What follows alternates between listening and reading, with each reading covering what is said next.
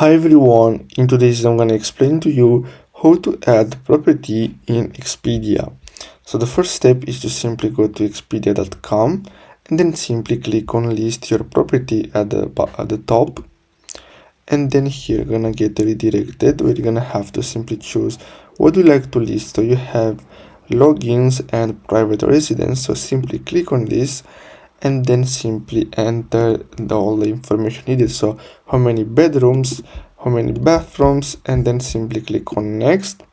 Then here you're gonna have to simply enter the address and then simply click next, and then simply enter the correct address. Then after click next, you're gonna have to simply enter the price and everything, and basically that's all you have to do.